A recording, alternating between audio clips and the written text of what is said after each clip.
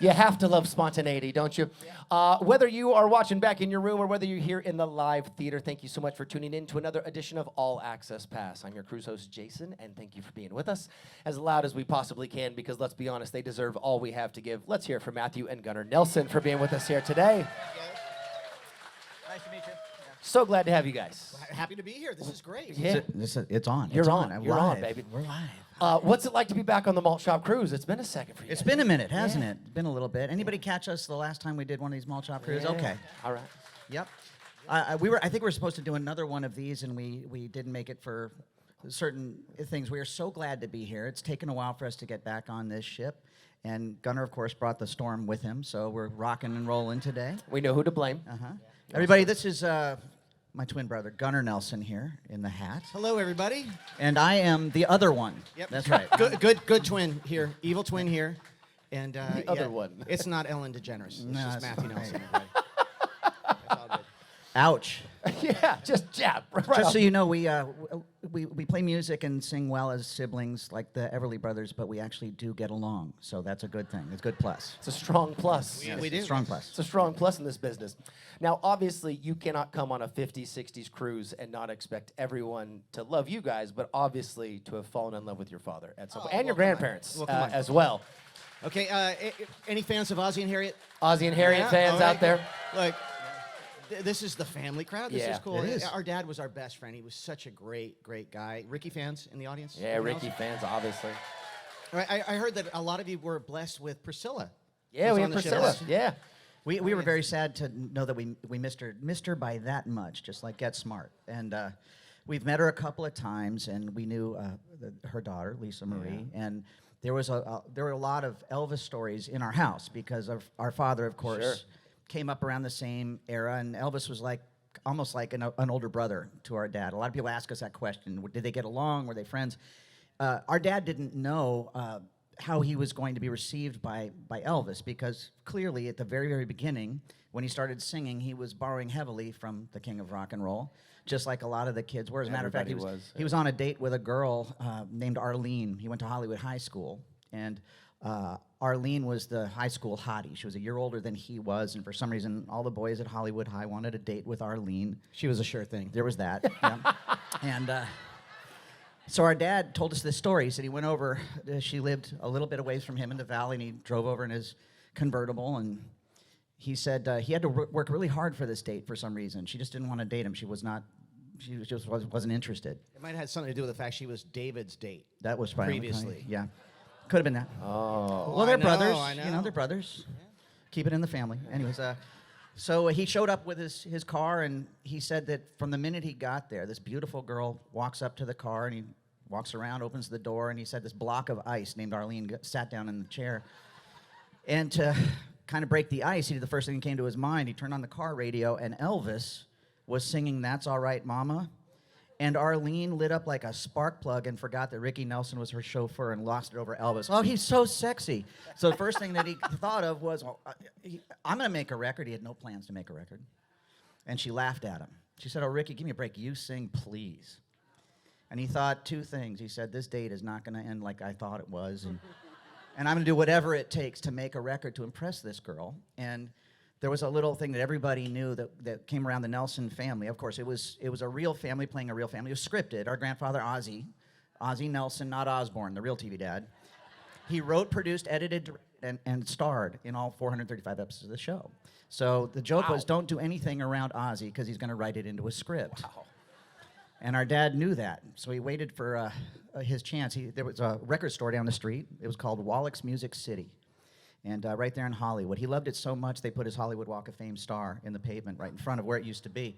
If he wasn't on the soundstage, they had a direct line to Wallach's because they knew to call there because he was listening to records with all of his friends, just like everybody did. And at Wallach's, some genius had invented a karaoke machine that if you had enough allowance money, you could sing a song that was a hit at the time and walk out of there with a 45 that was designed to disintegrate after 10 spins. But it was just a novelty thing, and he sang Fats Domino's "I'm Walking" just to impress this girl. He was going to hand it to her at school and say, "Okay, yeah, now laugh." And he thought about it. He thought, I could do better than this, and he waited for the moment. It was a Wednesday night. Ozzy was down the hall right from their bedroom upstairs. By the way, if you ever grew up with Ozzy and Harriet, the exterior shot, the opening shot where they come out the door, that was their real house in Hollywood, 1822 Camino Palmero, and it's got a plaque on there and stuff. And well, what was that television show that they used at Ari? Was it the Agent? I'm trying to remember what that show. Anyways. You've caught me. You've caught me. I caught Gunnar having a blonde moment. No, It's no, okay. I don't know the show that you're Gunner's talking head about. is in the buffet right now. But anyways, our dad did this record, and Ozzy heard it playing loud enough to get him off the couch from writing, to ask him what the noise was. And he said, well, it's me singing, Pop. Oh, Rick, you've got to sing on the show. This is a great idea for a show. It's like, wow, I never thought about that, Pop. That was the plan. So they went down and they recorded the song for real. They had great musicians on the show that used to do the little bumps between the commercials and stuff. They were jazz musicians. There was a great named Barney Kessel. Barney Kessel was a jazz legend, hated rock and roll. But our grandfather talked him into playing guitar on that first version of I'm Walking that people heard on the radio. And our grandfather he was a band leader. He had #1 records in 1930s. That's where he met our grandmother, Harriet. And he knew a thing or two about promoting music. But rock and roll, and especially television, was brand new. They had just come off of, 1952 was when the Ozzy and Harriet show debuted. And so the recording industry at the time thought free milk and a cow. If you did it for free on television, nobody would buy the record. And our grandfather thought they were wrong, and nobody would sign Ricky Nelson to a contract. So he did a deal with a little label called Verve, a jazz label, and they put out a single in the stores. And that week, our dad sang it live, if you catch it on reruns. He's not lip-syncing it. He had natural ability. He was a musical guy. And our dad told us that everything changed when he sang I'm Walking on Ozzy and Harriet. He said all of those girls at Hollywood High the next day wanted to rip his pants off. It was instantaneous. He grew up famous. I mean, he started on the show on radio when he was 6. And Ozzy and Harriet, he was 8 when he debuted on that. So everybody kind of grew up with him. But when he had gone away for summer vacation and they would take a hiatus, he came back. He went away kind of like a duckling and came back a swan. He was the I don't mess around boy kid with the egg beater haircut and all that stuff. And now the braces were off, and everything was different. And he His was hair beautiful, right? So going back to this, our dad sang that, and of course he exploded as a sensation with that. And Elvis, of course, was the king of the charts. And our dad heard that he was visiting town. He had this great backup group called the Jordanaires, and if you wanted to hear that, they were contractually bound just to work with Elvis Presley. The Colonel knew what he was doing, and Elvis was supposedly staying at the Hollywood Roosevelt Hotel, and somebody invited him to come and meet Elvis and the Jordanaires. And so he knocked on the door, and he had no idea if Elvis was going to be upset with him for kind of kyping his stuff. Sure. You don't want to upset the king. You don't want to upset the king. And he knocked on the door opened, and one of the Memphis Mafia opened the door, and Elvis saw our dad through the doorway, and he jumped up and he said, "Ricky Nelson is at my party," and he ran straight up. My dad thought he was going to level me. He grabbed him and picked him up and hugged him and said, "Ricky Nelson's at my party. I never miss your show. I watch it every week. How's your mom and dad?" And so they kind of started this wonderful relationship. And to hear that Priscilla was on this, I love how music is that way. Full circle. It's a full circle thing. There's a legendary story that Elvis and Priscilla were at dinner one night, and I'll say this. You take it. Why this happened? Go ahead. Do you want to talk, or can we can? They're not here for can me. we riff? All right. I assure you, they're not here for me. You go all right, right ahead. all right, cool. That's even All right. better. That's fine. All right, so here we go. I'm good with that. I'm good. We got to hang out with a guy named Kent McCord. Kent was on Adam 12 back in the day in the 70s, right? Yeah. He was our father's best friend all the way through the filming of the show. Yeah, he started on the show, on Ozzy and Harriet. That's where he got his guild card and things like that. He loved our grandfather. Everybody did. He was just a nice guy to work with. But he teamed up with our father, and allegedly, he told us last week that he did the best Ricky Nelson voice. So when they called our dad early in the morning to hit the set, he could pretend he was our dad. Yeah, our dad was not a morning guy. I was going to say, protecting your It father. would give him an extra hour of sleep for Kent to pretend he was our dad. But he was telling us this great story. He said there were these legendary football games that happened in Hollywood between Elvis and Ricky. And it was at Hollywood Park, and I guess the legend is that Elvis called our dad when he was making those questionable movies at the time, and he was staying at the ones Roosevelt. that he hated, too. Yeah, right. Harem, Scarum, and all that stuff. But he made a phone call, and it was like, "Hey, Ricky, man, this is E. I was just thinking, just kind of pass the time. What do you say how about your boys versus my boys, Hollywood Park on Sundays? Nice friendly game of football. Let's start a tradition. What do you think?" Right. So our dad said, okay. But he had no idea that to Elvis, apparently a friendly game of football meant full contact, no pads. Yeah. And the game ended when someone went to the hospital. Yeah. So he showed up that first day, and there was Elvis with his team, and they meant business. You know, they had these full tilt professional uniforms, crimson red with a TCB lightning bolt across the front. And Elvis's team, they kind of like they were 5 years older than our dad on average, than his team, and they were the Memphis Mafia. These guys didn't have a neck in the group. You know, they were street hoods. You know. I remember that first week, he said that he showed up. James Burton, our dad's great guitar player, wasn't playing with Elvis yet. Elvis had been trying to steal him for years, but he was contracted to be with Ricky Nelson. So it was basically a bunch of younger kids kind of got whipped pretty good that first week. That first week, it wasn't a long game. No. And it wasn't a long game at all. It was about 20 minutes, and someone went to the hospital, so it was over. Next week, same thing happened. It repeated itself. This was a shorter game, 10 minutes, game over. You know, the word had started to get around, though, that Ricky and Elvis were playing football, so kids started showing up, a lot of kids. So that third week, apparently it was after the second game, and our dad was in the car with James Burton. They were going back to the Nelson house, and he's sitting there icing his eye, driving his car, and he leans over to James. He goes, you know what, James, I've had it. This is not going to happen 3 weeks in a row. Elvis is unaware of the fact that my dad hires professional football players as extras on the set because they take directions so well. Genius. Yeah. So that third week, you know, apparently there's Elvis and his team. They're all cocky, and there were thousands of kids at this point, week 3. Good time. And he's like, hey, Ricky, where are your boys, man? Let's do this thing. He goes, hang on a second, E. They're pulling in right now. And just then a school bus pulls into the parking lot, and the entire starting lineup of the LA Rams files off the bus. And that was the last football game they ever played. Now, I've got a kicker for this because Gunnar and I, as we said, we stayed very friendly with James Burton, our dad's legendary guitar player. He called us a few years back, and we live in Franklin, Tennessee, which is in Nashville, near Nashville.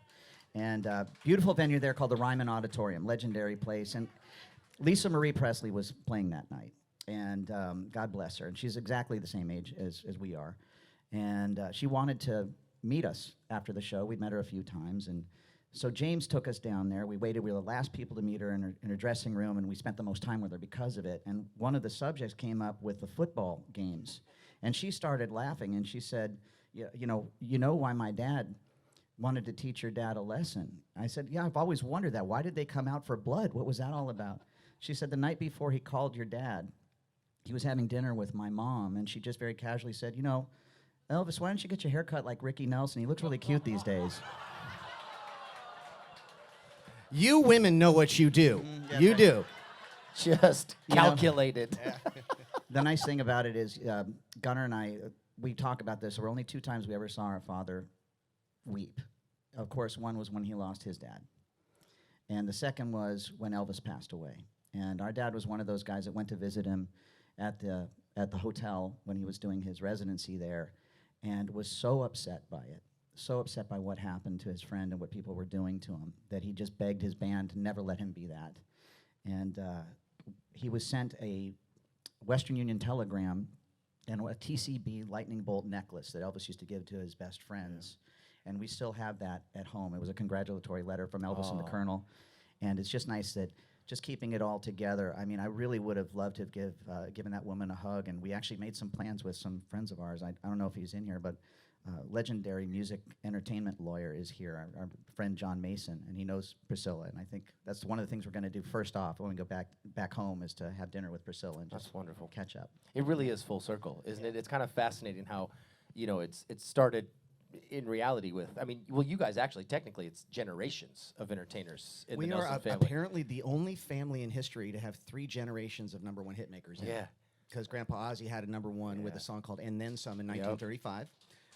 Our father had Traveling Man and Poor Little Yeah, of Fool. course. And then we had a song called I Can't Live Without Your Love and Affection that went #1 in 1990 when Matthew and I were a couple of hot Swedish chicks. As you right, do. Yeah. As you. When you guys were ABBA. Yeah, when we you were ABBA. Yeah, you were ABBA before. We were at least Ba or Ab. Ab. Right?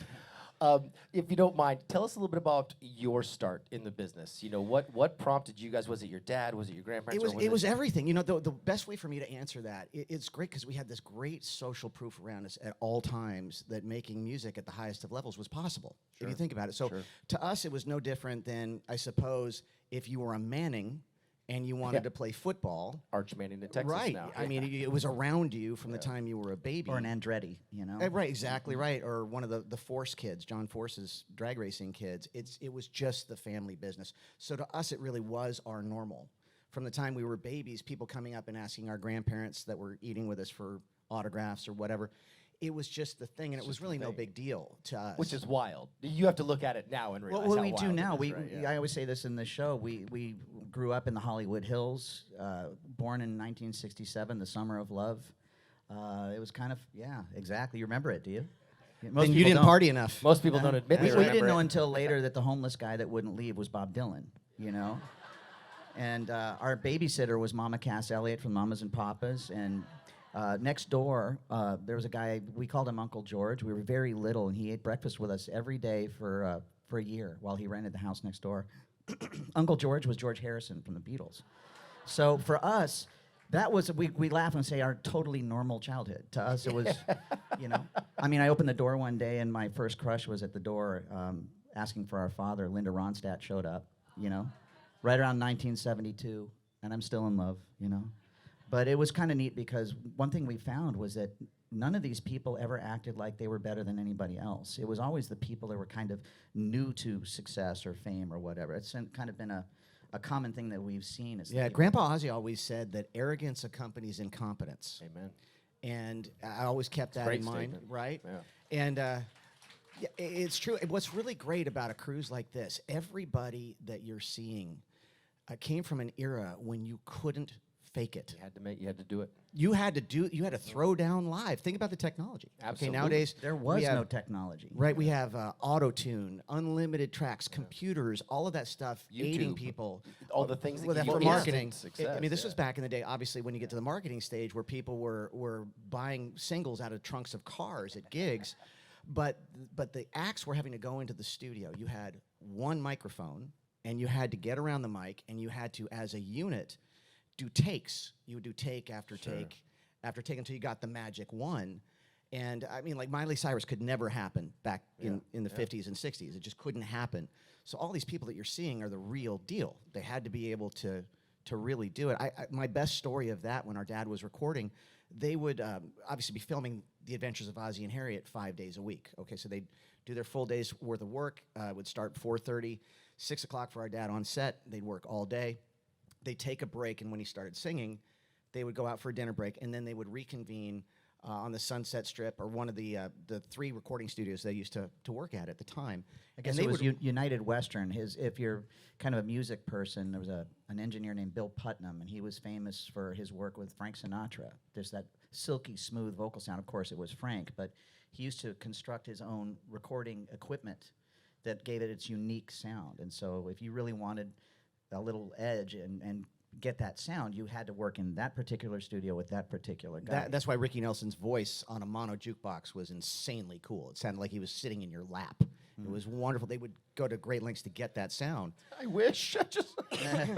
But these guys would our dad always hired really good band members.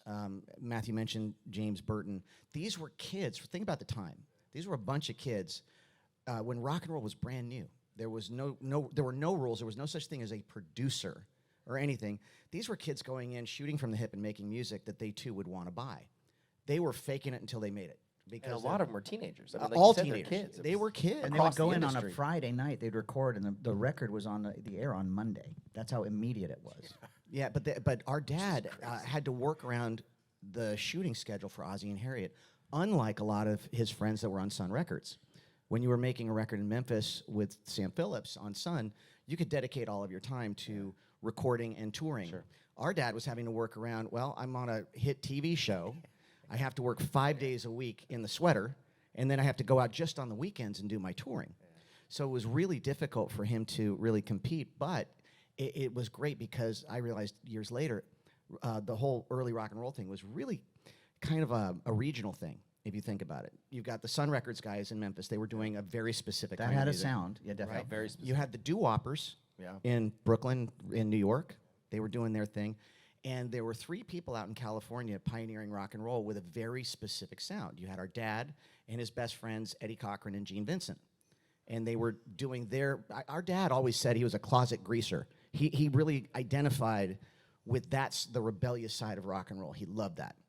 And I think when you listen to the music, the fact that air travel, it wasn't even remotely what it is now, he really couldn't go back and record with Sam. And also, we talked to Mr. Phillips before he passed away, and he said that people don't know this. Ozzy actually graduated with a law degree from Rutgers and stuff. He did, yeah. Oh, wow. And I did not know that. He did. And he also still holds the record as the youngest Eagle Scout in history at 12, for real. And he invented fire and the wheel. I was just You're welcome. True. And he flew there. Yeah. Yeah. And Sam said, we would love to have your dad on Sun, but Ozzy was just way too smart. He couldn't be, and so Oz just kind of aw-shucksed his way into Hollywood, into these meetings, and he would put these suits to sleep, and he'd walk out owning the family show. Him and Desi were the only 2 guys to do that back in the day, and Matt mentioned 435 episodes over 14 and a half years. Still holds the record as the longest running sitcom in television history. I think that was impressive, but how about 493 episodes of the Ozzy and Harriet radio show with a completely different script, which actually ran concurrent for the last 5 years of its run? Because our grandfather thought that the television was a fad, and it was going to go away. This will never take. He always thought he was going to get back on the road with Harriet. And by the way, Harriet, give it up for Harriet Nelson, America's. It was great. Fantastic. Grandma Harriet was the coolest lady who has ever lived. I'm convinced, because you're talking to your grandma, and totally normal childhood, I guess. She was just the quintessential professional. She was in the makeup chair at 4:30 or 5 o'clock in the morning every morning for 14 years doing that.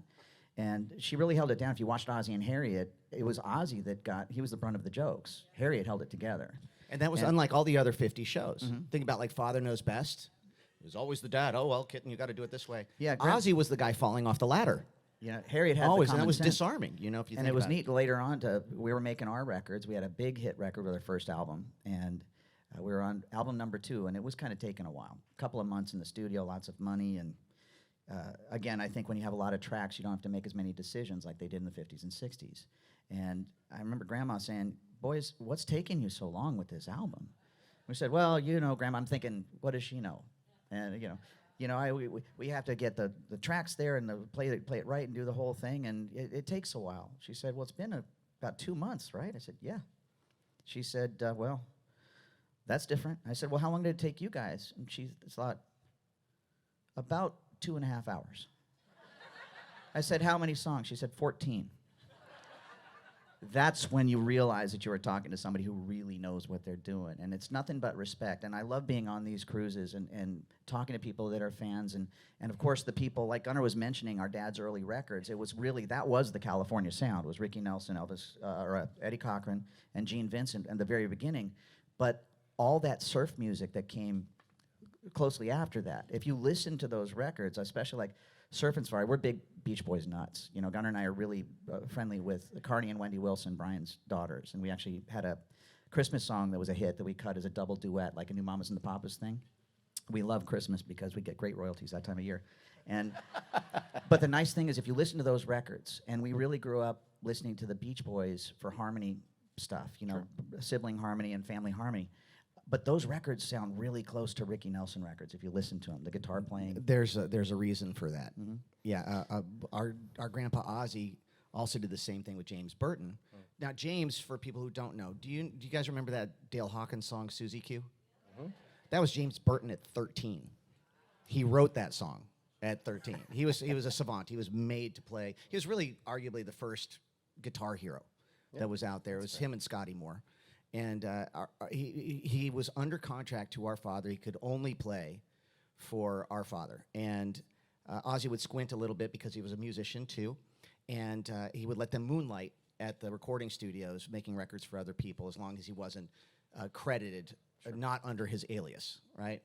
And if you listen to some of those records that the Wrecking Crew made, Man, there are a couple of solos for the Beach Boys songs that were lifted directly from Ricky Nelson hits. Because James Burton was the same guy playing it. You know, and He had his toolbox. He did. He had his bag of tricks. And it was really kind of like cross-pollinating all the time with everything that was coming out of California. And it's The thing too, again, another story. James Burton was, again, so in demand. Elvis, I mentioned he was trying to steal James Burton for his band. And it didn't work because of that contract. Our grandfather Ozzy moved him into the Nelson house in David Nelson's recently vacated bedroom when he got married, just to keep an eye on him. And, so when all this stuff was happening, he was moonlighting with the Wrecking Crew and making all those amazing records. I mean, he was on so many. There was a story that we found out was true. James Burton got fired for one thing that he did, and he didn't know that we knew that he got fired until years later of hanging out with him. Gunnar actually has the letter at home on the wall because it's so funny. He actually went to our dad and our grandfather and asked if he could do I guess it was a television special for Johnny Cash. Johnny Cash had a TV show and asked him to play on the show. And he went in and he said, listen, I know that I'm under contract to not work with anybody else. I know it's television, but he just wants me to put a band together, and I'll be on the side. You won't even see me. I won't even be on camera, and I'm going to be playing dobro, not even electric guitar. And after years of moonlighting and kind of looking the other way, our grandfather said, I got to tell you, James, I feel uncomfortable. You're really known for being on the show and give you some airtime, and this is just a little too close. So I'd rather you don't do that. He said it in his own way. And I think it was Monday comes around and they're watching the television special, and there's James Burton with a Telecaster right next to Johnny Cash. And he got a phone call the next morning, and he got fired by both our dad and Ozzy at the same time. Just said, we're going to let you go.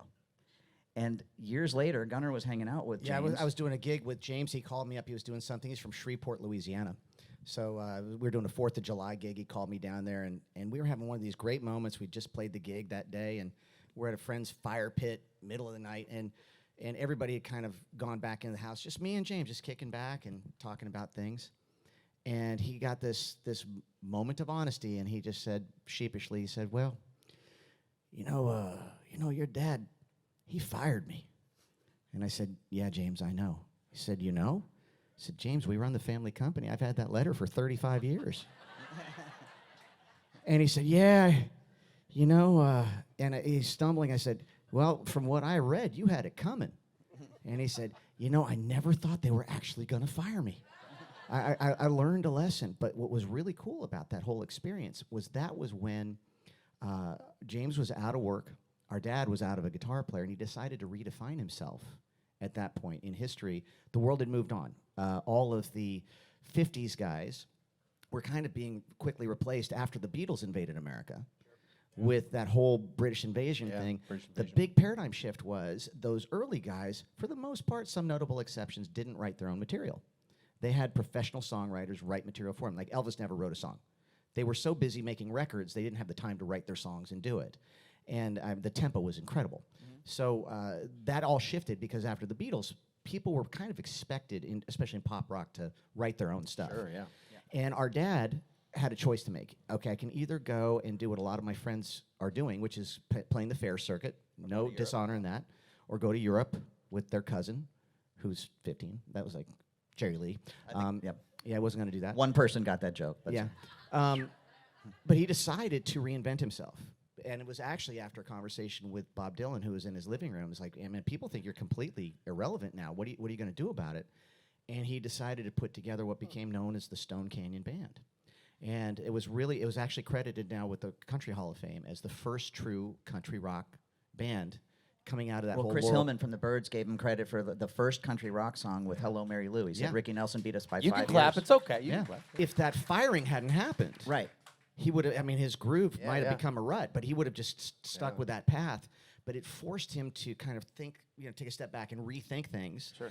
And James Burton got replaced by the legendary Tom Brumley on pedal steel, who was an original Buck Owens Buckaroo.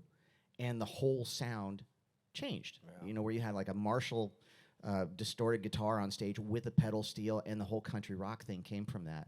So our dad, I think if you look back on things, yes, he was a beautiful guy. He was really, really sweet. It's important for us to let you guys know he was the nicest guy for real that you'd ever want to meet. The only thing that we regret is that we would gladly take a step back and back him up if he were here.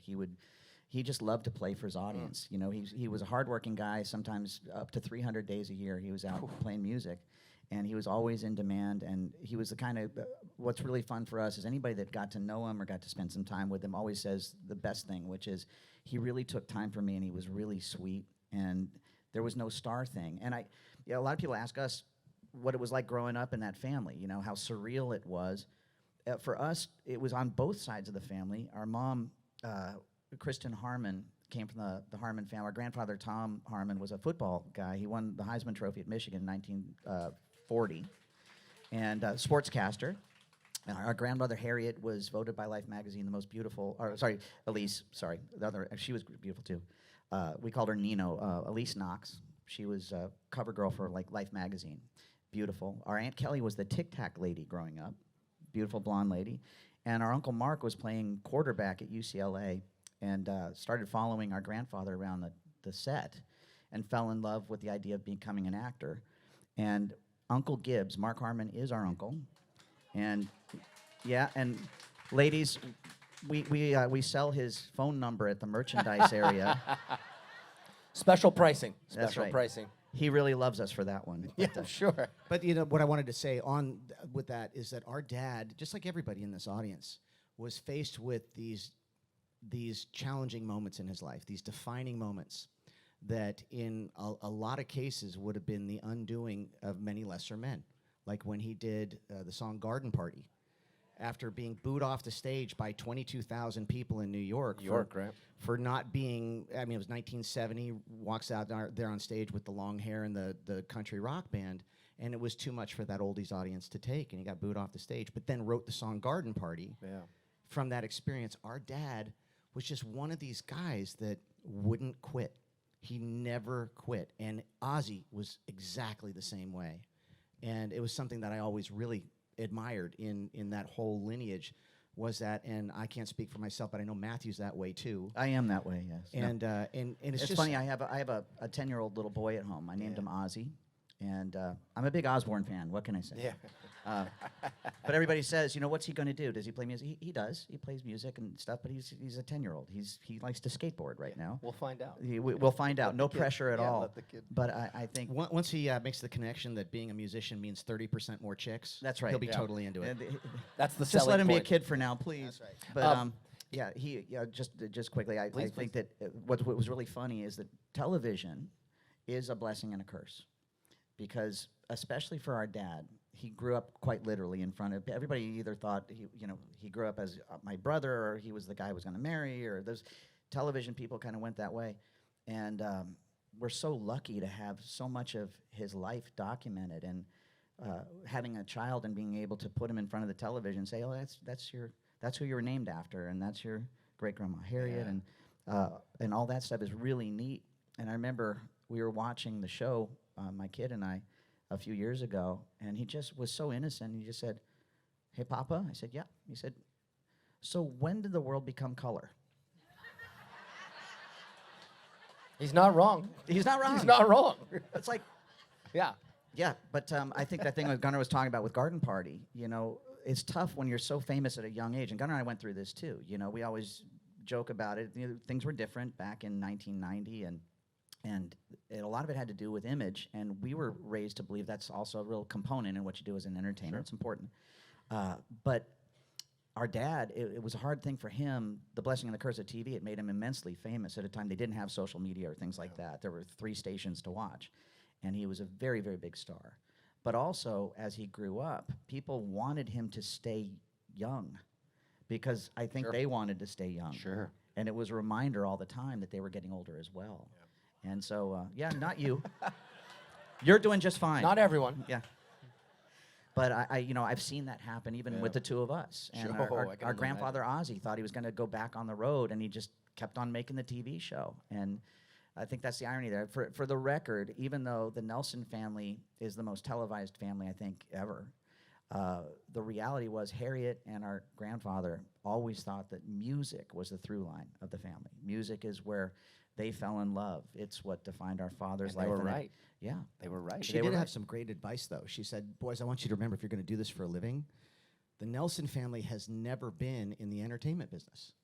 We've never been in the music business. We've never been in the TV and film business. We've been in the connection business.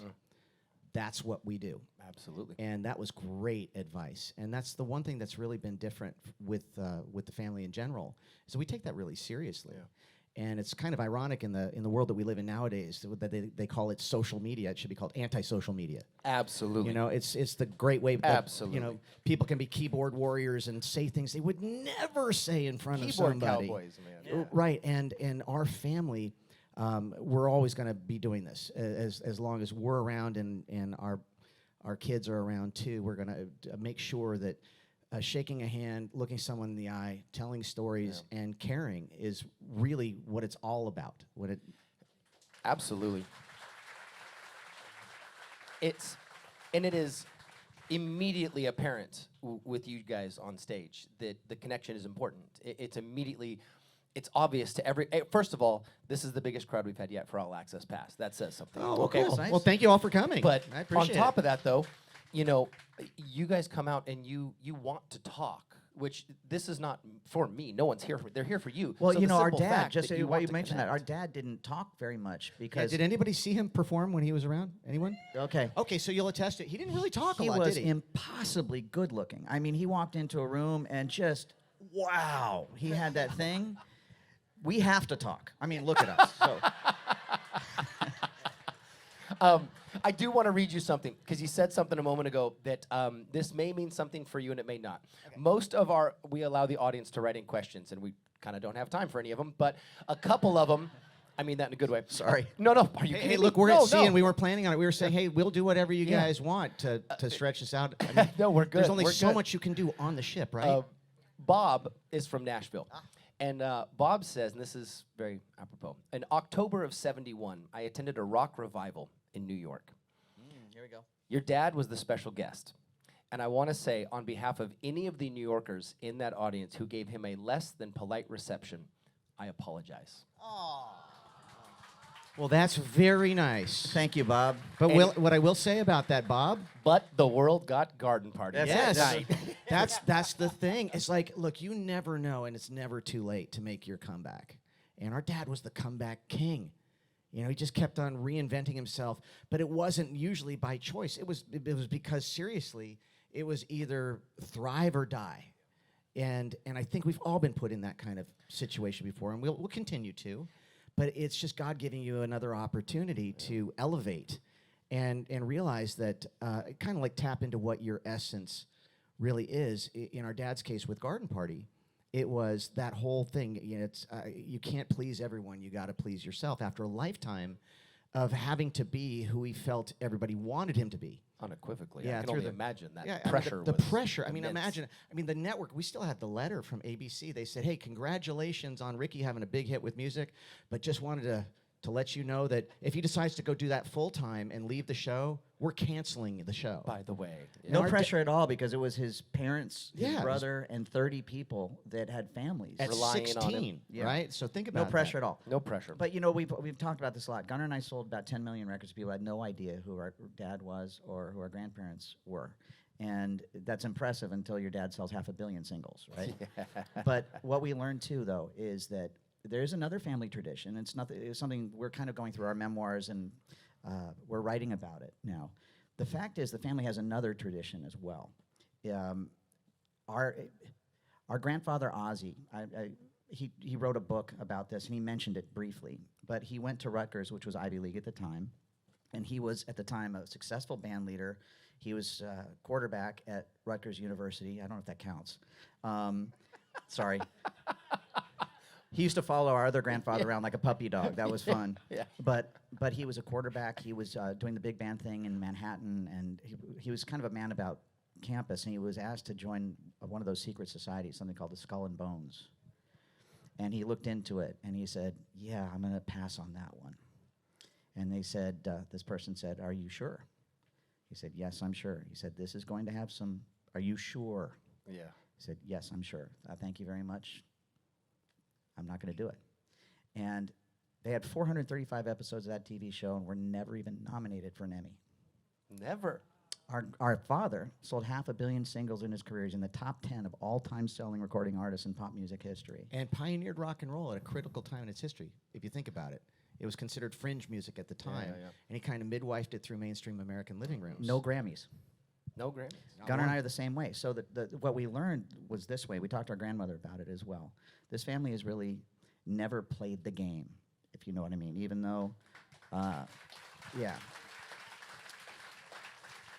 And we've all, in our own times, have had to make that decision because there are, we've gotten at some certain crossroads in our career as well, where things would have been a whole lot easier had we made different decisions, and it just didn't sit right with us, with our heart and with our faith and what we do, and with people, because we look at people as actual, like ourselves. Well, it's integrity, right? Well, just, yeah, this is bigger than we are. Music is, in my opinion, sacred. We're all here together to enjoy each other and are connected by these great musicians and songs and the power of the love that created. I know I'm kind of going off on it, but it's bigger than we are. And we thank God every day that we have a chance to connect with people this way. We've written some songs ourselves that have connected with people. And, I always say this, we've had a lot of money, we've had no money, we've had a lot of money, all that kind of stuff. That doesn't matter. It's these experiences that you're having on things like this. It's talking to people, loving the music, enjoying it, and you get to look back on these and say, oh, you remember that one when those people played and how cool that was? And or when I was doing this, when I heard this song for the first time, and you're instantly it's an transported immediate back trigger, to that. right? It's Right, right. you're back Immediate, there. It's yeah. a time it's machine. powerful Immediate. stuff. And I truly believe, for me, that my experiences in entertainment, being flush and then being not, the reality of it is it really is about having gratitude for the experience you have every day. And I know one thing, that we're excited. For instance, we were excited to get off the ship today, and for a lot of reasons, God had other plans. And there are some.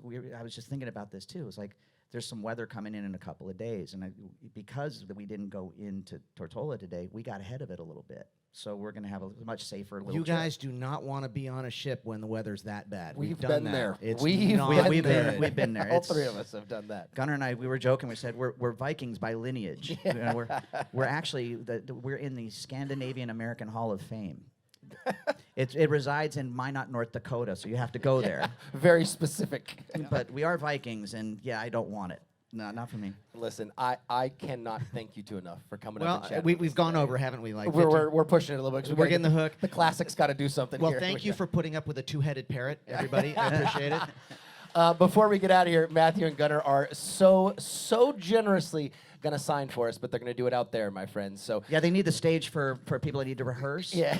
And thank you, everybody, for coming here. And all right, my friends, listening. let's do it. Let's get loud. Please help me thank these two amazing individuals, Matthew and Gunnar Nelson. well, thank you very much.